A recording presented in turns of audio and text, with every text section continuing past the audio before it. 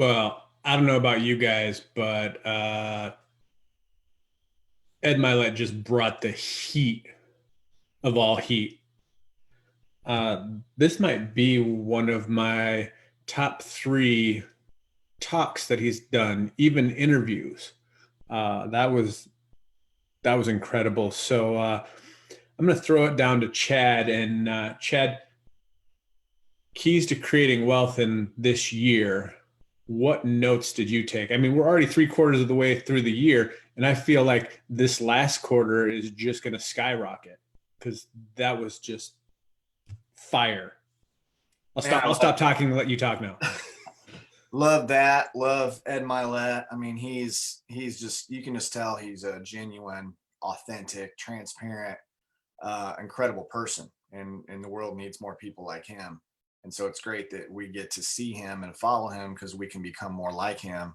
You know, we'd say sometimes it's okay to be a copycat if you copy the right cat. And here he is opening his heart and soul and sharing with all of us how we can be a little bit better and how we can have a better experience in life. So he starts off with just saying, I like how he started and ended with that we're born, and he fully believes it, and I fully believe it, that we're all born to do something great with our lives.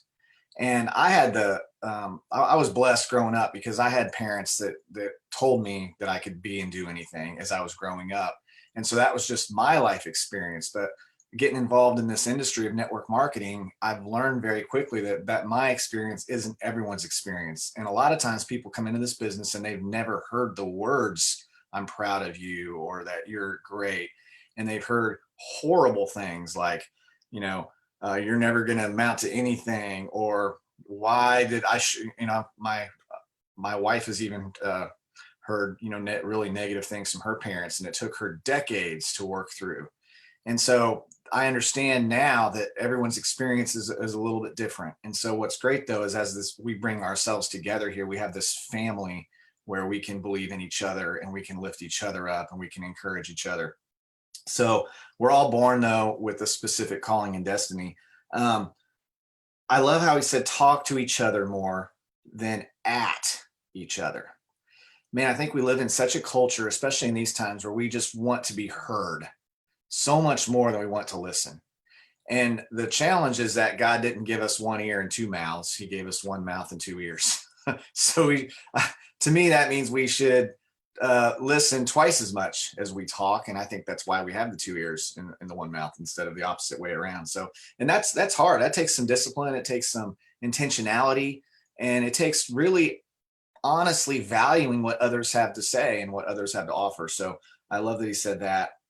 Remember who you are and what do you stand for? And that's something we have to figure out, right? I think a lot of people can go through life and really not ever figure that out. So I think it's important that we figure out who we are and what we stand for. And that means that we have philosophies and we have beliefs. And not only do we have them, but we know why. When we're young, our parents hand us their philosophies and their beliefs. But if we're just regurgitating what someone's handed us and really don't know why, then they're not really our beliefs and they're not really our philosophies. We have to put in the effort and the work to know why we stand for what we stand for and why we believe what we believe.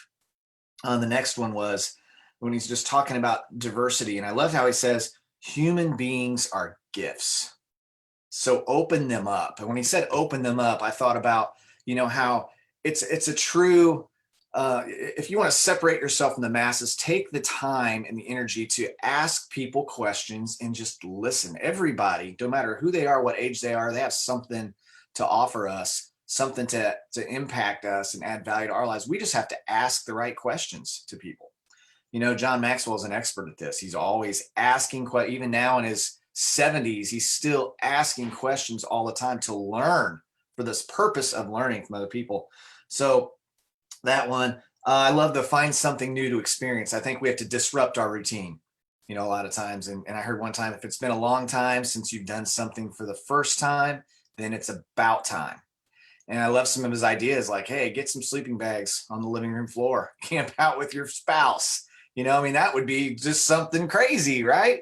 That's so easy. Or just go explore where you're at. There's probably a town 20 minutes from where you live and you've never even been there yet. There might be some wonderful scenery. Just just something to get out of our routines. We're creatures of routine. We kind of wake up and we kind of get into that pattern of doing the same thing day in, day out, day in, day out. And so to disrupt that routine, that's the spice. He said the spice of life, and that habits, rituals, and routines are the anchor, but that we need the diversity. And I loved, he talked about how he learned from the 8 and 9-year-old boys at the orphanage. Wasn't it so cool to get their perspective when the kid's saying, I love you, thank you. And Ed's like, for what? He says, for waking me up every day for school. Like, the kid was so thankful for that. I was able to, when my son, he's 16 now, but when he was 12, I was able to take him with me to Mexico with Children's Cup, and, just show him like how kids that have 1/20th of what he has are just as happy with so little, that live in houses with dirt floors and things. And he was just like, mind blowing to get that diverse experience. So I think that's important. Ed, off his first year in college, I loved some of the lessons that were learned there, and he wanted to quit. And what I love about this, and I think as a parent, this was a huge tip, is that we need to call our children up. I think we need to call our children up more than we call them out, right? And calling them up is just, it's expectation is invitation. So if we just expect that our children are going to do great and amazing things, then they're probably going to do great and amazing things. The dopamine piece, the diversity being good for your brain, I was just like, whoa. And it's so true that the process, like being in the process, I say enjoy the journey all the time, because the journey is so much more enjoyable and important than the actual destination. And that's why I love when Joel says, and Joel, when you teach about having a goal and accomplishing it, and then having another goal and another goal and having a goal forever, because it's actually the process of accomplishing something that's the best part. It's not the, when you look back, when you make Black Diamond, you're like, you look back and you go, man, that process of getting there was so awesome. And it's like, okay, and here's the next thing. Then the process of Double Ambassador and getting there was so awesome. And then this next thing, and this next thing, it's next thing. And it's so important. Being bored can be dangerous to your health. Wow. I'd never heard that before. Boredom slows your brain down. And then I thought, if you don't use it, you lose it. When you stop using your brain, it starts to go. You actually get dementia, right? It's just, and then I wrote this down, and there's some statistic, and I don't want to give the numbers because I can't remember exactly, but a lot of people said once someone retires from their job, just within a short time, they're gone. They're dead. And I think it's like you shut down, you quit your job, you're done, your retirement, and you're just like, okay, and everything just starts to shut down. So to me, retirement's a bad word. When I think of being retired, I think of someone putting a bullet in my head, like, hey, let's retire him. So I think it's important that we continue to produce, right? That's what gives us life. And he just talking about this, I never heard it put this way, but the dopamine and, all the things that happens in the process of achieving. And I think that's so important to live a long and healthy life. And the last one I'll say is how he summed it up, is just believe in yourself. You do deserve to win. You are good enough. You're born to do something great. So you got to believe it. I know on the feed here, I saw Blair Williams, and she just said she never had that.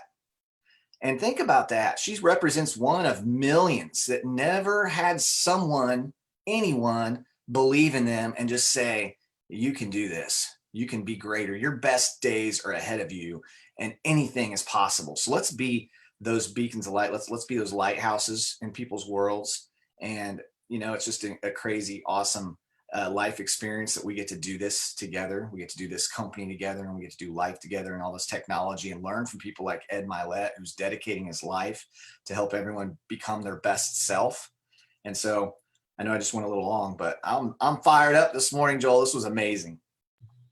No, you can keep going, Chad. I mean, this is one of those ones where I think this is going to be a transition point for everybody that watches and everybody that listens. So with that, Tay, time to change some lives. What do you have written down? Yeah, I was like, I don't think I have anything to share to add to that. I think Chad covered a lot of the things that I kind of highlighted that really stuck out to me. I think this one was great because it was real, and it was like, you can just feel how genuine it was to Ed. And for me, when you see him get super excited and start to get emotional about things, it's coming from like a deep place within his heart. So I think that's probably what I love most about him is he wears his heart on his sleeve. And, you know, when we see him on these videos, we see his personality. We see that he's human. He's not this person that's created this abundant amount of success. And, you know, they're just not in touch with reality. He just kind of put himself back and just showed us he still faced some of these things. I think probably the most important thing that he said that really stuck out to me, he said, remember who you are and what you stand for. Because I think about myself, probably 6 years ago, I didn't know who I was and I didn't know what I stand for. So I pretty much went with the crowd. I always did things that went against my beliefs. So since I started doing personal development and just really start digging in more into God and just really figuring out who I am as a person, I think what he said next is you make decisions that's consistent with that. And I think that has allowed me to do that. But I think probably the most important thing that that has allowed me to do is just be open-minded. To understand, like, not every conversation I'm going to agree with that person. Not every book I read I'm going to agree with everything that, you know, it has to say.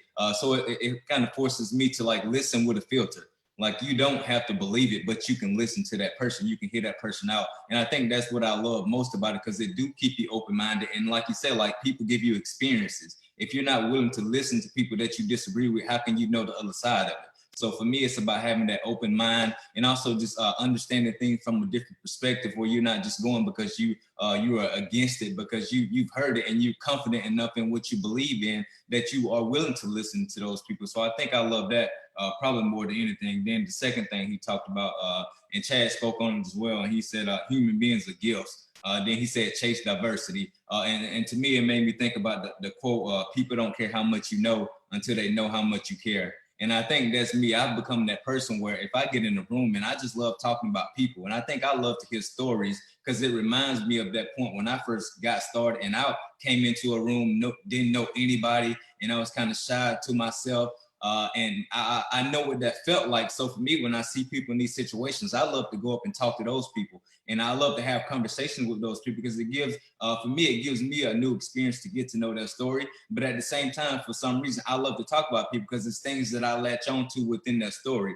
And many times, if I meet somebody and probably a month, a year later, if my meetup again, like, I'm going to remind them, like, how's this business going for you? How's this thing that you was going through in this time? And I think it catches a lot of people off guard because it shows that I cared enough to listen to the conversation. But at the same time, I don't think we went to this John Maxwell thing, and they said something that really goes along with this. And they said sometimes you just have to you have to care enough to notice people. Like, don't just like, how are you doing today? Like, go up and have conversations with people. You see somebody holding the door at the store that you're going to, like, thank that person. Think about the amount of people that just walk past that person, don't care enough to just see how their day is going. I think when you take time to notice people, you stand out and you give people an experience that they will never forget your face. They will never forget you because you did something that most people don't take time to do. So that really stood out to me. And I love when he said, bring more people to the table that can express who you are and what you stand for in a different way. And I think when you think about people who have really changed the world,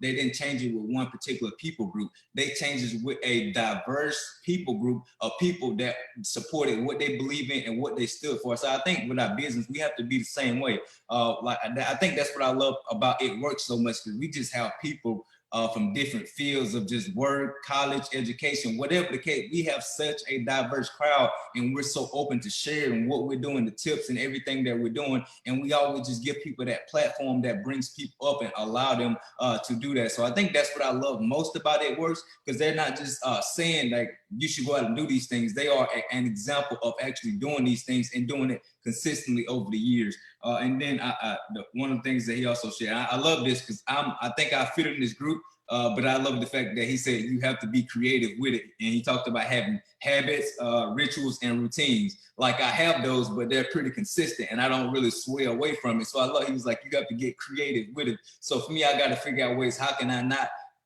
continue to have those habits and routines, but get creative. Don't come in, do your devotional, sit at your desk and do it the same way every day. Go outside and just enjoy the weather. Go sit by the pool, do something different to get creative and just kind of spark that new experience within yourself. So I love the fact that he talked about that. It's good to have it, but also get creative with it. And just the last thing that I'll share, he said, be grateful for the simple things in life. And man, I can tell you what really just kind of switched my whole mindset is when I start praying with my kids every night.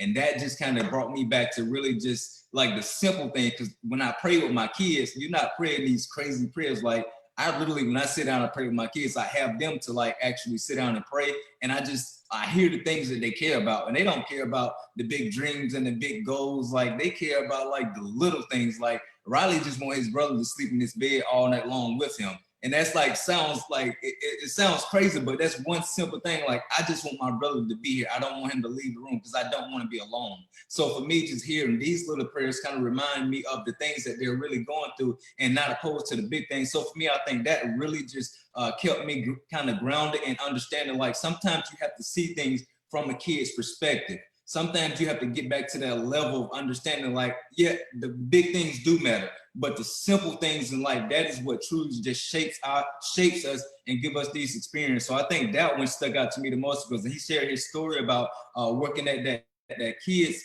place. I worked at one of those places, so I know that feeling, and I know the feeling of having those kids who didn't have the parents to teach them the simple things in life, who didn't have the parents that were there for them in those that critical moments in their life. So when he was sharing these stories, man, it just took me back to 6 years ago when I was working at this transition academy, having these kids a little older in age, but they were sharing these same stories. And I think the reason that they loved me so much because I didn't see them as juveniles. I didn't see them with kids of the court. I saw them as human beings. I saw them as people. And I cared about them. I cared about the little things that they cared about. So for me, it just kind of took me back to just remembering that and just really being grateful for the things that I have and for the opportunities that I have to raise my kids in a way that, I do get the ability to wake up and just be able to fix breakfast for them in the morning. I do get to do these simple things in life with them. So I love this, and I just love from the fact that it wasn't anything big or dramatic. It was just shared from an experience that he had from taking his son to college that was going to put him in for the first time a diverse thing. So I just love the fact that he shared something that was genuine. And it was really, for me, I think it just opened up our eyes because our business, we are in control of it. So we control who we bring into our business. So just kind of understanding, like sometimes you have to bring people in from a different perspective, not because you don't want to be seen as this particular thing, but it's going to open you up to new experience. And it's also going to allow you to go into people group and just reach people that you probably wouldn't be able to reach, but because you cared enough to reach this person, they're able to create a huge community that combines with your community as well. So this one was super good for me, man. So good. And I love both of your views because they're the same, but again, they're different. Same thing. And I think that's why I love what we do with this group because of the fact that we're getting 3 different viewpoints, but we all touch on pretty much the same stuff. So although we're diverse, it's amazing how similar we all are. And I think that was kind of the overarching point of what Ed was trying to get across today is, the first thing that he said is diversity is the pathway to richness. And he said, you need to be diverse in 2 areas of your life. In your circle, the people that you have in your life, and in your experiences. And when he was talking about, the circle, he's like, but you say to keep your inner circle tight and, keep it. And he said, yes, keep your circle tight to the people who will actually encourage you and support you for who you are and what you stand for. So he said that about 4 or 5 times. Do you know who you are and what you stand for? Well, your circle needs to be the people that actually support that exact thing. But then he said, outside of that, you need to make sure that you have all sorts of friends and influences because of the fact that broadens you and gives you a much richer and fuller life. And then when it comes to experiences, man, that's the absolute truth, especially during this time with everyone that had been in quarantine for so long. Everyone's gotten to the boredom state of, I keep seeing the same people and I keep seeing the same stuff all over again. This last week, we went up north to some of the state parks. And it's kind of funny because everybody's going to the state parks. State parks are having a comeback this year. It's because you can go outside and you can go around state parks. Well, what's funny is 2 years ago, we were at that exact same state park, and it's called Tequamatum Falls. And while we were there, it was Stephanie and I and maybe 2 other couples. While we were there this year, To get into the state park, there was a line down the road just to turn into the turn in. So everyone wants to experience something new right now.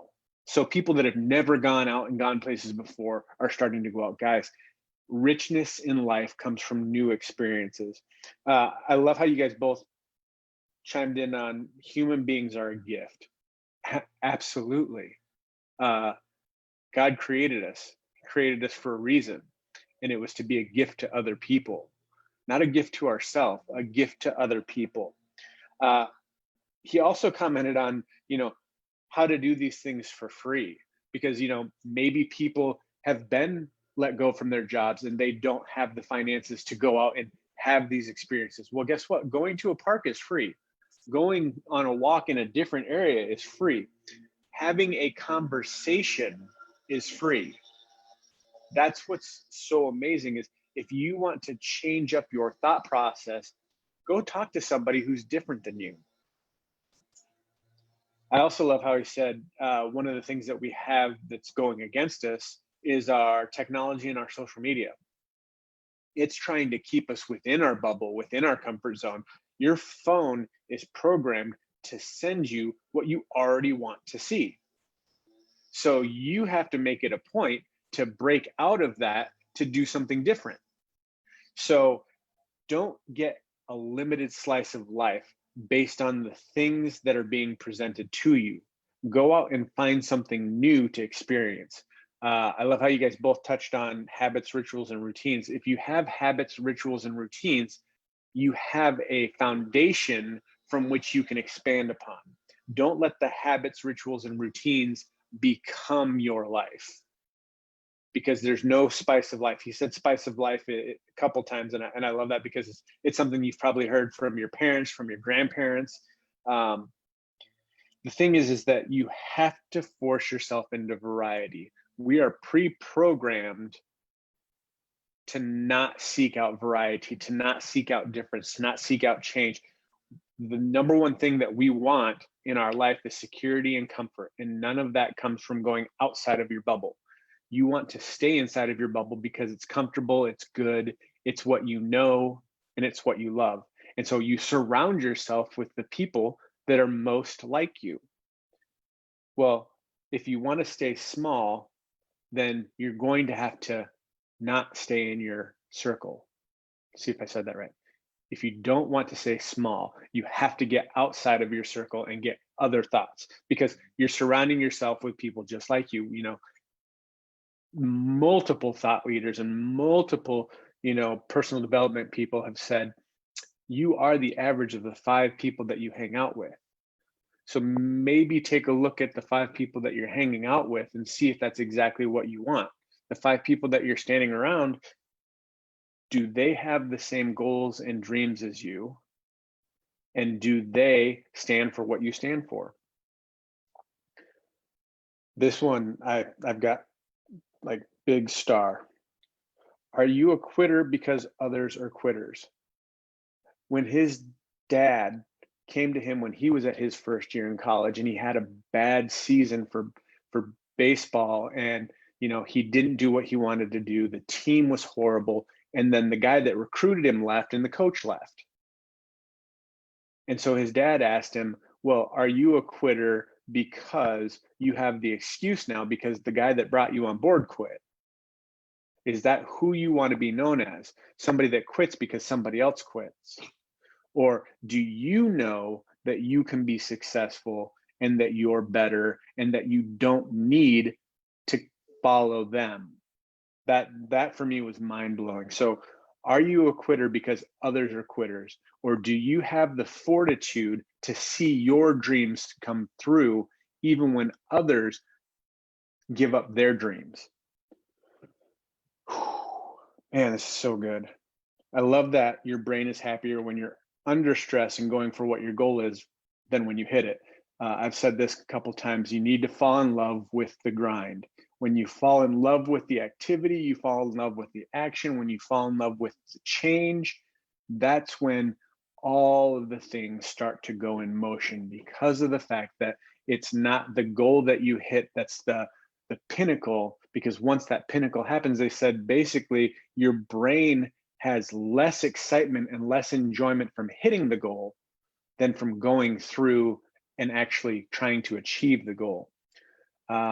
Diversity and variety is better for your brain because it's the only way to change your brain and allow your brain to grow.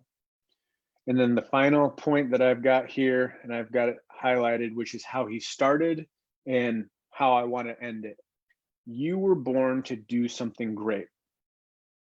But if you're not doing something new, you are not growing and you're not living up to the potential God created you to live. Guys, God only made one of you at this specific time in history to accomplish a specific goal. He's waiting for you to pick that up. Just ask him for what it is. He will show you, and then you can go out and do something great. Guys, make it an awesome week. We can't wait to see you here again next time. We'll see you soon.